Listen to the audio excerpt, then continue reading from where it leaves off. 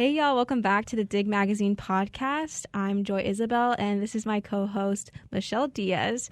And today we're going to talk about college influencers and college content creators and how we personally balance that lifestyle with our studies and how you can potentially become a college content creator as well. You can find me on Instagram at _JoyIsabel_ or on YouTube at JoyIsabel. And I primarily do YouTube content and TikTok now. And I'm also a Victoria's Secret Pink campus rep. And I am Michelle Diaz, and I do content creation on social media. And I would say that my content creation is geared towards fashion, beauty, and makeup. And you can find me on TikTok, Instagram, Twitter at CSULB, and I'm also on Pinterest, CSULB with 2 E's at the end. Our first section of this podcast, we're basically just going to talk about what is an influencer and what is a content creator. And there's a lot of different definitions as to what those things mean. But what would you say content creator and influencer mean to you? Yeah, so to me, I would say an influencer is someone who is able to generate a community through their content. And that community comes to that influencer for a certain niche that they're interested in and that they're able to share with that influencer. And that influencer is able to share things within that niche that maybe they didn't know before, or stuff that they're interested in that they'd like to do themselves, and they look at that person as kind of inspiration. I totally agree with you.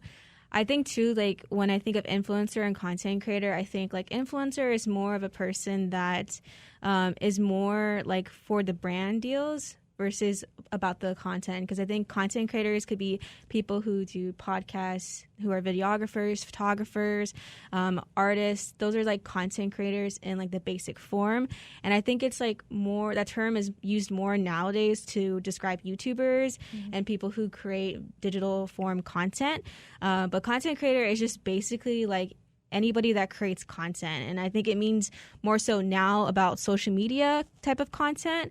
And I think, you can both be an influencer and a content creator. They're kind of synonymous, but they're also very different. And I feel like a lot of people don't know that difference unless they're in this particular industry themselves.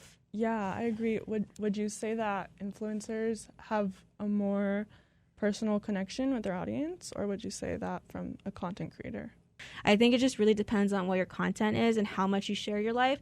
And I think the more that you share bits and pieces of your life, the more your audience is going to be able to really connect with you. So I would probably say influencers then. Yeah, I agree. I agree with that. I know for me personally, I find it hard to decide or what category I would fall into, if it would be influencer or content creator. I usually use them interchangeably, because I guess when you hear the term influencer, you think of really big names that are working with really big brands. But I guess now that the term micro-influencer has emerged, that's where I think I'm able to kind of more claim what I would categorize myself as an influencer. I definitely agree with that. I think, in this day and age, because the market has been so saturated since probably 2013, 2014 with influencers and all the big names, I think in a lot of ways influencer has a negative connotation to it. It took me a long time to even label myself as an influencer, and it wasn't until I started working with Victoria's Secret Pink as a college campus representative, because then that's when I was if people want to question my authority on that, it's well, I'm represented by a brand, which is what influencers do. And so I feel I don't know, you kind of move from content creator, and then when you build that audience, you kind of transition into kind of being an influencer. I feel that's the route that it usually goes. Yeah, I agree. Let's kind of talk about our content niche, our platforms that we use, and what type of content. So like I said earlier, I do have a YouTube channel. I've been doing YouTube for over 3 years now. I started it when I was a freshman in college, and I'm a senior now. I've been recently getting into TikTok, which I'm literally obsessed with. And I try to really work on having some type of Instagram presence as well. Yeah, so for me, I would like to eventually get into the YouTube. What I focus most of my attention on is Instagram. I think where I realized that I wanted to do influencing and content creation and take it seriously, or was when I started getting gifted PR in exchange for posts from like small brands and stuff like that, that I was a big fan of myself. And when I was getting to have these opportunities with these brands that I really liked, and when they were like starting to notice me and appreciate my content and want to send me stuff in exchange for posts, that's when that lit like a fire under me, and I was like, okay, like this is something I can do, and that this is something that I could be good at. I'm also trying to pay more attention to TikTok, and because it's really fun. I like it a lot. And I think on TikTok there's so many opportunities to create really fun and engaging content.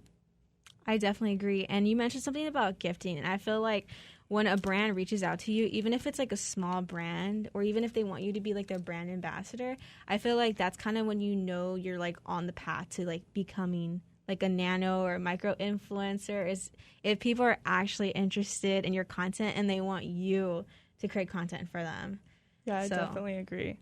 Those relationships that you form with these brands are so important and special, especially if you have like an emotional connection with these brands where you've used them yourself or you support them and you stand for what they are. Like for me, a specific brands, I guess, that I've been so happy to be able to work with are Hija de tu Madre. They're a Latinx brand owned by a female entrepreneur, and her brand does a really good job at unifying the Latino community, and through fashion and through lifestyle products. And that's a brand that I really liked, and when they reached out to me, it was just like a fangirl moment, and I was like, oh, and I've been able to form a really cool connection with the owner. It really does help you take your talents seriously. I totally agree. Now let's talk about like our niche. So I would say like my niche is probably like, well, at least for my YouTube, it's like a mix of things. So very like about college. So I have vlogs about my daily life, but also too like beauty and fashion and skincare is a big component of that. And I think like my Instagram, I'm trying to make it more lifestyle. How about you, Michelle? Yeah, so for me, I would say as much as I think in the beginning I was focusing it a lot towards beauty and makeup, and that is where it started for me, and where like my community began, because I had told you about during quarantine I had entered like a makeup contest with this brand that I really love and support. It's called Alamar Cosmetics. It's also a Latina owned brand, and they do makeup and beauty. And during quarantine, it was a really cool opportunity to stay busy and focus on my hobbies. And when I won that competition and they like posted me on their account, it got me a lot of attention on my social media, and that also helped me take it seriously and post more often and stuff like that. So first it was beauty and makeup, and now I think I've been going more in the direction of lifestyle, and I like to post pictures of like traveling and places that I like and tag them and share my experiences as a woman and as a Latina. Like I go to Mexico a lot, and I like to share my experiences with that. So now let's talk about like what inspired us and motivated us to like be in this industry. I know for me, I've always been like a creative person. I loved like dancing and singing as a kid and acting, and you know, with social media and the internet, all of that kind of led to me falling in love with like video creation and photography. And like I originally had a channel when I was like 13 in middle school, and I had to delete it because my parents were like worried about my safety. And now I have one again, and I just think like what motivates me is that I think I'm just naturally passionate and inclined to create content. It's really fun to do. And the fact that these days you can monetize it as your job, it's like, why else? Like, why wouldn't you want to pursue this? Like, why wouldn't you want to like create your own empire, your own personal brand that you can eventually have other opportunities through? So I think that's what inspires me, because it's not a chore for me. Like, it's really fun. Like, I know some people, like, they laugh at the idea of like vlogging every single thing of your life, but like I genuinely like sharing that information. Yeah, and I think you mentioned how when you were younger you really liked to sing, dance, and acting and stuff like that. And I think with content creation and with influencing, you get to kind of play all the parts. You get to do the modeling, the photographing, like the video, the editing. And for me, what inspired me as well was also like the creativeness of it. And I've always loved photography and taking photos, and I've also liked when I was younger, I always liked to take pictures. I think it's important to look at it first as a hobby, and then from there you can try to see how you can market off of that if that's something you want to do. I totally agree with that. So now let's talk about like the struggle of balancing it all, because you know, like the college trope is that college students like never have time. We're always busy. A lot of us have jobs and we have to pay for school. For example, I am a full-time college student. I work 2 jobs between my main job and my pink rep, which averages out to about 39 hours a week, which is consistent. So I really don't have time at the end of the day. And like, it's been really hard for me to balance having a YouTube channel, because I used to upload once a week. And that might sound easy to someone who's not in this industry. But if you've ever created content for social media or the internet, it takes a lot of work. Yeah, it's a process. Especially if you want it to look as perfect as possible. So that's just a little bit my schedule. And I also live on my own, so I support myself. So I have to work. Yeah, you're definitely having to juggle it, and it's hard. For me, I go to school 3 days out of the week, and the days that I'm off, I try to dedicate to content creation and my social media and stuff like that. And yeah, because the days that I do go to school, I leave in the morning and I'm not back home until like almost night. And when I'm back home, I'm doing stuff for work. And for me, with work, I get to work remotely, which is great. But also, I gotta be responsible and use that time to dedicate to work and not to social media. So I think the other thing that makes it hard for us to balance it is that we are JPR majors here at Cal State Long Beach. You're journalism, right? Yeah. So, like, we do a lot of, like, multimedia, and I'm also, like, dabbling into public relations as well. Mm-hmm. And if you know anything about a journalism major, is that you're creating content. Like, that's literally the major, whether you're writing it, like an essay, not essay, writing a story, or whether you are creating a podcast or filming videos. So it's like, we're trying to build our own personal brand while making content for like student organizations and student media. And then on top of that, there's so many opportunities for college students. Like you do the college fashionista, and then me, the pink campus rep. It's really hard to like be consistently uploading to like different things and yourself. I agree. I agree. I'm like creating cool content, but not for it's not always exactly what I want for my social media or my personal things that I have going on. It's like for the publications and stuff like that, which is always, it's cool because we're getting our experiences and we're building our skill set that we can also use for our hobbies. But yeah, it is nice to have that time to focus on our personal things. I know we talked about like content calendars and stuff, and if you're in social media, like you'll always have like a content calendar, whether that's you created for yourself or like you're working with a company or an organization or a brand. And one thing about that is like people don't realize that there's a lot of planning that goes into social media. Like it's not like you post that day. Like you have to plan that like maybe 2 weeks, maybe a month from that date that you upload it, down to the captions or what type of like editing you're going to do to it. And I feel like it also takes a lot of knowing how to balance things to plan for that in advance. Yeah, I agree. Like we're going to give some tips and tricks now on like how we balance this quote unquote side hustle. So you mentioned already breaking it up, which is probably the best way to do, especially if you're a college student. That's just kind of how you have to start it, is just don't do it all in one sitting.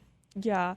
Personally, the times that I have done it all in one sitting, I'm like working the whole day trying to pull out the content, and I'm just like exhausted, and I'm like, I get like frustrated, and then you've like spending the whole day like trying to do that, and then at the end of the day you can see that maybe you didn't even like how it came together because you were like frustrated, and so then you wasted like a whole day like working so hard and you don't like it. So I think if you're breaking it up, you're allowing yourself to step back from it and utilize the free time that you have to create content, because I know you do a lot of spontaneous content. Yeah. For me, I would say utilizing the free time, like I will try to kill two birds with one stone, where I go do the stuff that I like, which naturally, like since it's a lifestyle niche, it's a lot of just doing stuff I already like and shooting content from that. So stuff that I like to do is go try new small businesses, like coffee shops that I haven't gone to, and I've been meaning to try, and then I'll film content like that for TikTok or for my personal or my Instagram page. I agree. And then you mentioned TikTok, and I feel like, yes, it can be hard to create like content like spontaneously, but I feel like TikTok and IG Reels are like perfect for spontaneous content, especially with like a lot of like the TikTok trends.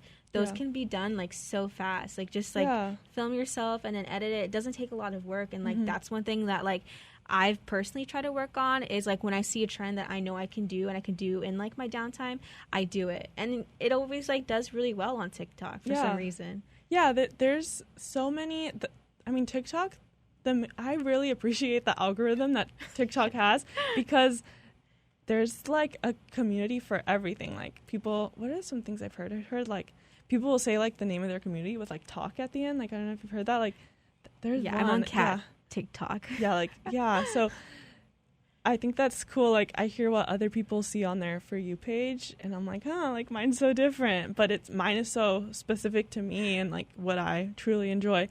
So I think, there's so much space for everyone on there. So our next tip is to focus on one social media platform at a time. So like right now I technically have two, but I would say like TikTok and Instagram. So I kind of put YouTube on the back burner. Yeah. For me, I would say Instagram and TikTok. I think TikTok for a while I was not really paying attention to, because I don't know, for me, what feels like home to me is Instagram. Like I really like it. That's like where my community is. And when I say community, I mean like people that follow me and I follow them back, or people that follow me and have been following me for a while and like engage a lot with my posts. So when I have that, like that's where Instagram is, where I have that. So I enjoy posting, because I like to hear what I like to engage with other people and kind of have conversations with other people and stuff like that. And I think that's fun. That's where like the social comes in, of the social media, and I think that's cool.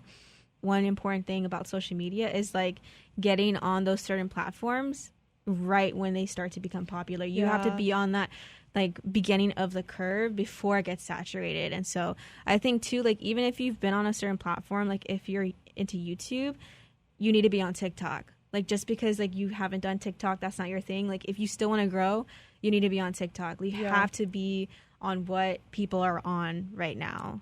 Yeah, and I think TikTok right now is a big thing. And like I said with the algorithm, is that like so many videos come up on my For You page where some of them will have like no comments yet. And true, yeah. And I'm like, wow, like if found me this video and I like it, and this person like doesn't have any likes or comments yet, and so I think I'm like, wow. So our last like tip and trick to balance it is like if you have friends that are into content creation, like Michelle and I, when you're hanging out, or just even plan days to spend together creating content, if that's what you and your friends like to do. Yeah. And I feel like it can be hard to find people in this industry because it is very niche, and I think there's a lot of people that are either camera shy or they think it's cringy. Yeah. But like when you find those friends that are interested in content creation and influencing, like hold on to them. Yeah, like don't be afraid to reach out and, you know, like suggest, oh, let's go try this place I've been wanting to try, and I'll take your pictures for you, or I'll help you. And I think those are really cool because I do understand that if people who aren't into social media, or maybe not in that way, it's overwhelming. I understand. Yeah. I do understand. It's like, it could be annoying if for someone who doesn't like social media and the person they're hanging out with is just like, take a picture of me, and like, so I understand that and I'll respect that. I agree. One place that I've used is Bumble BFF. I actually met a girl, oh my gosh, and we were talking, and she was like, oh yeah, like I love doing that stuff too.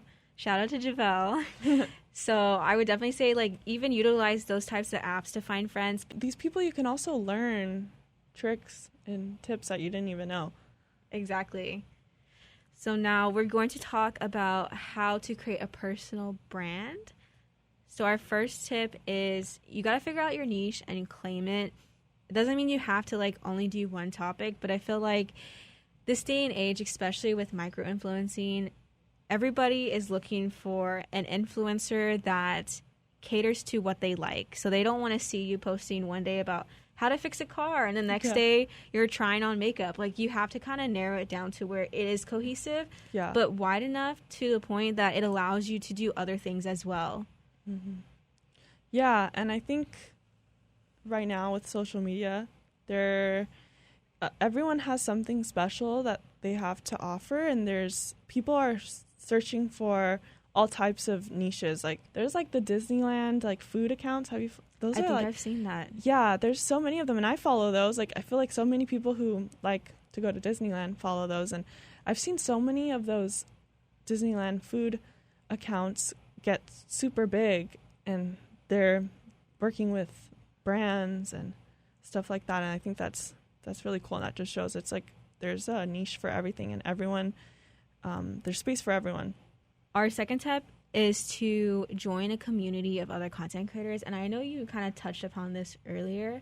But if the best way to stay motivated is to find people that like what you like to do, and like you're saying, like follow other people.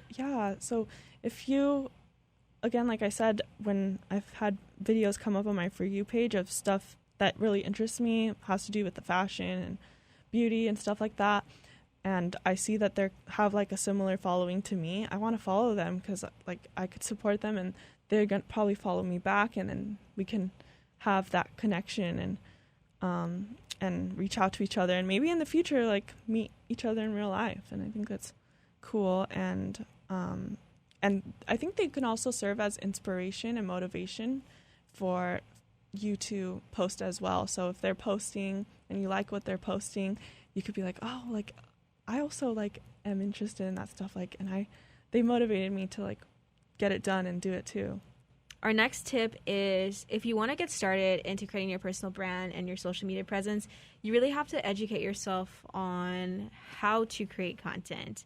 So if you don't have any idea, I would suggest honestly taking advantage of the LinkedIn Learning account that you have that's free with Cal State Long Beach, because you can learn all sorts of things from how to do personal branding on social media. You can learn about YouTube, Instagram,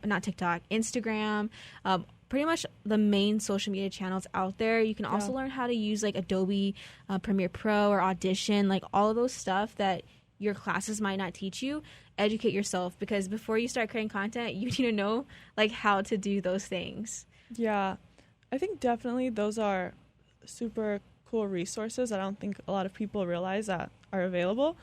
And I think for me, at first, I like didn't know that these resources were available, so I was just kind of just doing my thing and figuring it out for myself. But I think once you do have that skill set that you can fall back on, you feel confident enough to put yourself out there and put your stuff to post what you make, because you know that what you made was good and that you have like those skills to create great things.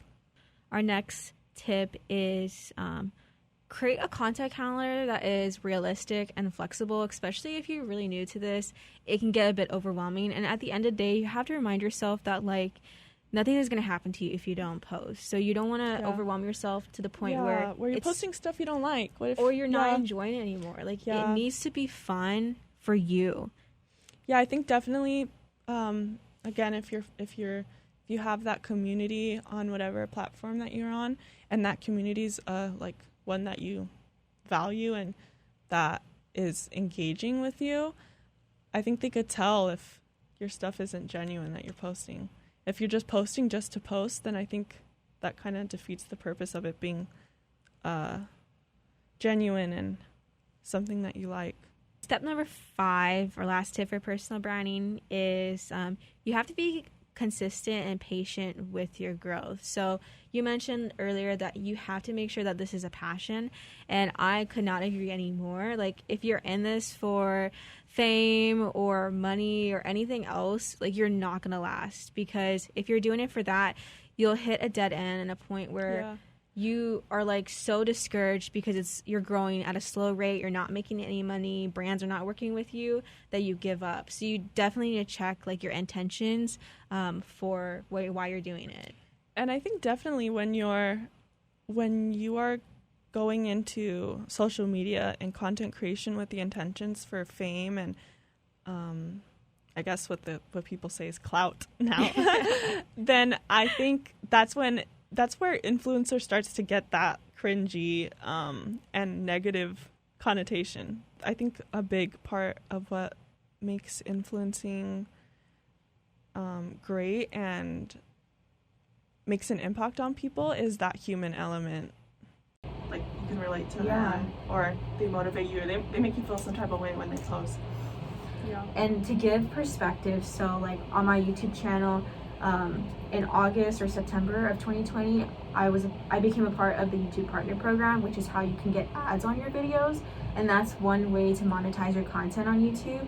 And I think I was doing YouTube for almost 2 years then, and so it just goes to show you that like it took me like almost 2 years of creating content with like no pay to reach that mark. And so it is an investment, but the reason why I stayed is because I genuinely love it, and now I reap the benefit of getting, like, every time someone watches an ad on my video, like, I'm getting money, and I think I've made like $300 or $400 from YouTube now. And even though that's not like a lot of money, that's like rewarding to me, because you create the content and it just grows over time, and it's like another stream of income, passive income. Yeah, and you made that doing what you really, really, truly love. We are going to briefly just talk about influencer marketing and content monetization. So like, influencer marketing is just basically like brands working with people who have a following, either gifting them things like you've experienced and myself as well, or either being paid money to create content. And so there's a lot of different ways. Even affiliate marketing is also like influencer marketing, and it is very effective. And if like a brand is not on that, then they're behind, they're in the past. They have to get on with it.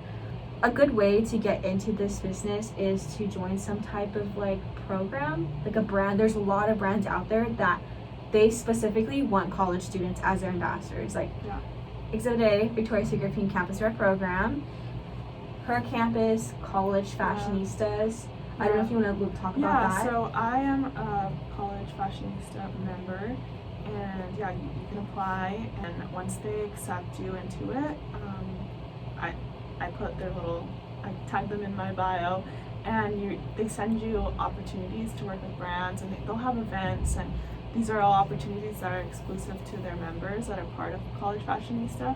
A lot of people that I follow are also College Fashionista members, and we find each other because you can tag College Fashionista on your posts, and that's what I like to do, because it gets into they have their Instagram is a big thing, the College Fashionista Instagram, and if you tag them, they like to post their members' own content on their page, and so then like I'll see the posts and they tag the person whose photo it is, and if I like it, and I'm like, oh, I want to follow them too, because they're also College Fashionista, and you're creating that little community of people who are college students and also content creators. I agree. It's really great. And I think those connections that you make within like those programs are really helpful post college, because those people are interested in the same field as you and they can help you get a job in the future. Not that it's just about that, but you also have to be thinking about that, because most of my like LinkedIn like connections and everything are like being campus reps now.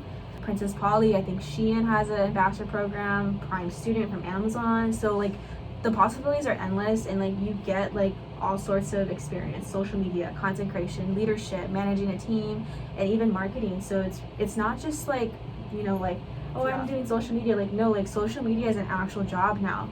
Like people want social media managers, they want people who know to create good content. So like if that's what you want to do, like you need to like get that experience in college. And go ahead.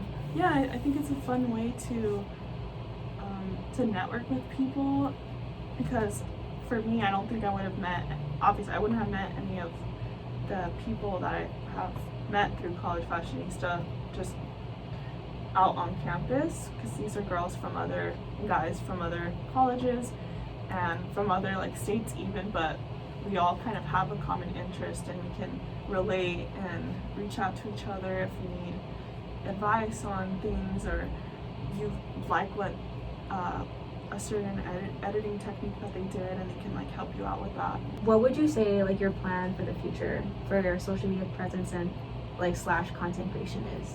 Yes, so I definitely want to take advantage of brand opportunities a little more. I have been able to work with brands through the gifting situation, but I think affiliate links and stuff like that would be really cool. I think that's where I need to I think reaching, because I'll see videos on my TikTok come up of other content creators who show the way that they reach out to brands and like what's the most effective way, so that displays professionalism and shows